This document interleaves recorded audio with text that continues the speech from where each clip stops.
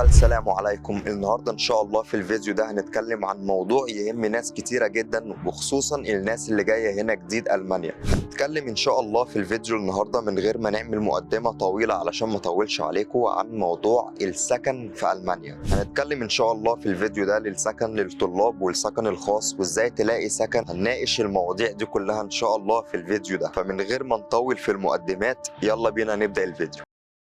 السكن هنا في ألمانيا بينقسم لنوعين. النوع الخاص بالطلبة اللي هو سكن الجامعات أو سكن الطلبة. السكن ده اللي هو الجامعة بتوفره لك لو أنت طالب جاي تدرس هنا في ألمانيا، بيبقى ليك الحق اللي أنت تقدم على سكن الطلاب. وفي النوع التاني اللي هو الخاص. النوع الخاص اللي هو أنت تدور على شقة بنفسك وتلاقي شقة وتروح تتفق مع صاحب البيت وتعمل عقد إيجار وتأجر الشقة دي. ونصيحة مني لو أنت ناوي تيجي ألمانيا أو لو أنت جاي إن شاء الله الفترة القريبة اللي جاية دي، فانت لازم تعمل حاجة مهمة جدا قبل ما تيجي هنا ألمانيا، وهو انك تبدأ تدور على سكن من قبل ما تيجي. لان سكن الطلاب هنا في ألمانيا بيبقى عليه قائمة انتظار طويلة جدا وكبيرة جدا، لان اي طالب بيجي هنا بيتواصل مع الشتودنتنفيرك وهم بينسقوا له عملية السكن ده. اوقات الموضوع ممكن يطول ل6 شهور او 8 شهور، واوقات بيوصل لاكتر من كده. فانت قبل ما تيجي وخلاص قررت انك جاي، تحاول تتواصل مع الجامعة بتاعتك، تحاول تتواصل مع سكن الطلاب، تحاول تتواصل مع الناس دي كلها وتبدأ تحط اسمك في قائمة الانتظار. لان انت ايا كان الوقت اللي انت هتتواصل فيه هيبدأوا يحطوا اسمك في قائمة الانتظار، ولازم تستنى لما دورك يجي. فنصيحتي ليك انك تبدأ تعمل الموضوع ده من قبل ما تيجي اصلا ألمانيا من اي بلد انت عايش فيها حاليا، لان مش كل الناس ليها صحاب هنا في ألمانيا، ومش كل الناس ليها حد يستقبلها اول لما تيجي لحد ما يخلص ورقه. في ناس بتبقى جاية ليها عائلات هنا من قبل كده بيدعموهم، في ناس بتبقى ليها اصدقاء هنا، بس مش كل الناس هيتوفر لها اللي هي اول لما تيجي تلاقي حد يستقبلها لحد ما تلاقي السكن ده. فدي نقطة مهمة جدا لازم تركز عليها. من ميزات سكن الجامعة اللي هو بيبقى رخيص مش بيبقى غالي، خصوصا انك بتبقى لسه جاي طالب جديد هنا ولسه بتبني حياتك،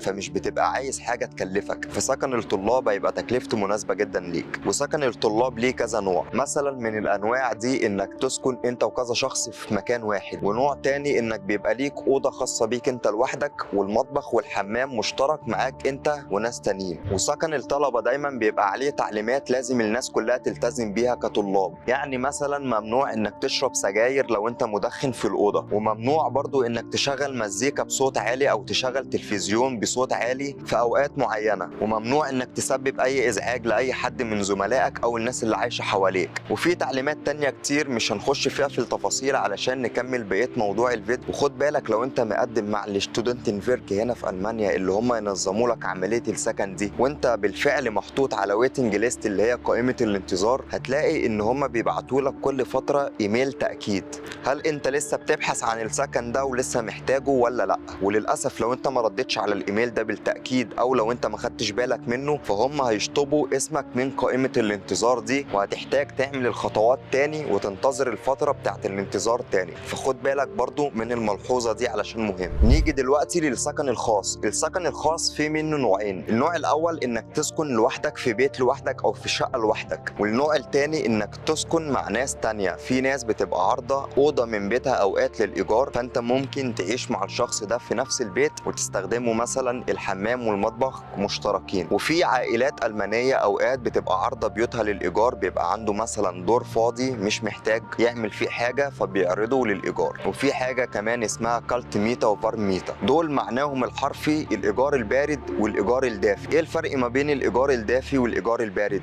الايجار البارد هو انك بتدفع قيمه الايجار فقط لا غير، مش شامل اي حاجه تاني، سواء كان كهرباء او غاز او عمال نظافه او ايا كان المصاريف الزياده اللي بتبقى عليها كمصاريف اضافيه. انما في الفارم اللي هو الايجار الدافي ده بيبقى شامل الكهرباء والغاز والتدفئه وعمال النظافه، وكمان المصاريف بتاعه المبنى نفسه اللي انت عايش فيه كعمال نظافه والبلديه والناس اللي بتيجي تاخد المخلفات بتاعه العماره والكلام ده. فالفارم ميتا ده اللي هو الايجار الدافي انت بتدفع مبلغ، المبلغ ده بيبقى شامل كل المصاريف دي. بس خد بالك من نقطه مهمه جدا وانت بتكتب العقد مع صاحب الشقه اللي انت هتأجر منه الشقه، اقرا العقد كويس قوي وخد بالك من النقط اللي انا هقول لك عليها دي. شوف المصاريف الزياده اللي المبلغ ده شاملها ايه بالظبط، لان في بعض الاحيان الاحيان الناس بتبقى فاكره اللي هو شامل كل حاجه، واوقات بيكون في حاجات متشاله منه انت المفروض تدفعها. فانت اتاكد وانت بتعمل العقد مع صاحب البيت اللي هو شامل كل الحاجات اللي احنا قلنا عليها دي. يبقى احنا كده فهمنا الفرق ما بين الايجار البارد والايجار الدافي. الايجار الدافي بيبقى شامل الميه والكهرباء والغاز وكل الكلام ده كله، والايجار البارد بيبقى قيمه البيت فقط لا غير، قيمه ايجار البيت بس. وفي سكن الجامعه اللي هو سكن الطلاب بيبقى دايما فارميتا اللي هو شامل كل حاجه، الطالب بيدفع قيمه الايجار بيبقى شامل كل حاجه دايما. ودايما لما بتيجي تأجر هنا في المانيا سواء كان الايجار ده تابع للجامعه سكن طلاب يعني او ايجار خاص، لازم بتدفع تأمين. والتأمين ده بيبقى تأمين ضد الأضرار، يعني الفترة اللي انت أجرت فيها البيت ده أو انت عشت في المكان ده، لما صاحب الشقة يجي يستلمه منك لو لقى فيه أي أضرار فبيخصم تكلفة الأضرار دي من قيمة التأمين اللي انت سايبه، اللي هو بيكون دايما في معظم الأحيان شهرين قيمة الإيجار اللي انت دفعته أول مرة. أوقات تانية بيبقى 3 شهور، في أماكن تانية بتختلف من مكان لمكان وعلى حسب الشخص اللي بيأجر لك. ولو سلمت الشقة تمام زي ما هي مفيش أي أضرار ولا في أي مشاكل فبتاخد مبلغ التأمين زي ما هو كامل. والسكن من الحاجات المهمة جدا في ألمانيا، لأن السكن ده اللي هو بيبقى عنوانك في ألمانيا، وبناء على العنوان ده فأنت بتبدأ تعمل أوراقك وإجراءاتك، بتبدأ تعمل حاجات كتيرة بناء على عنوانك ومكان إقامتك ده هنا في ألمانيا. طيب إزاي ألاقي سكن في ألمانيا؟ في كذا طريقة علشان تلاقي سكن هنا في ألمانيا. أول طريقة منهم اللي هي الطريقة التقليدية واللي الناس كلها عارفاها، تشوف على الجروبز بتاعت الفيسبوك لو حد عارض شقته للإيجار، لو هو بينقل مثلا من مكان لمكان، أو لو حد عنده أوضة زيادة أنت ممكن تعيش فيها. والطريقة التانية وهو إنك تسأل أشخاص، لو أنت تعرف حد هنا عايش في ألمانيا أو صديق ليك أو أي شخص من بلدك أو أي شخص أنت قابلته بالصدفة عربي، الحلاق مثلا، أي حد في ماركت، في محلات عربية كتير، مطاعم عربية كتير، أي حد تقابله، أي حد تتكلم معاه، مش لازم يكون صاحبك، عادي اسأله، قول له أنا لسه جاي هنا جديد وبدور على شقة، تفتكر أنا المفروض أعمل إيه؟ ممكن يقول لك أنا أعرف واحد صاحبي عايز يأجر شقته، أو أنا أعرف واحد عنده أوضة محتاج يأجرها، أو أنا أعرف شركة معينة كويسة أنت ممكن تتعامل معاها تسهل لك موضوع الإيجار ده. أيا كان مش هيخسر، هيديك نصيحة أيا كان. فأنت ما تتحركش، ما تقولش لا أنا ما أعرفوش وما يعرفنيش، عادي كلنا هنا متغربين، كلنا هنا جايين بنساعد بعض. وفي الطريقة الثالثة وهي إنك تبحث على المواقع بتاعة السكن دي، ليها كذا موقع وليها كذا برنامج، وأشهر البرامج منهم هو اي باي. هسيب لكم برضو شوية روابط وشوية أسماء من المواقع والبرامج دي تقدروا تنزلوها وتقدروا تشوفوا الموضوع بنفسكم من خلال المواقع دي بيكون عامل إزاي. كل اللي أنت بتحتاجه وأنت على الموقع ده إنك تشوف المدينة اللي أنت محتاج تأجر فيها، وبتشوف الشقق أو البيوت اللي معروضة ومتاحة فيها للإيجار، وبتشوف السعر المناسب ليك،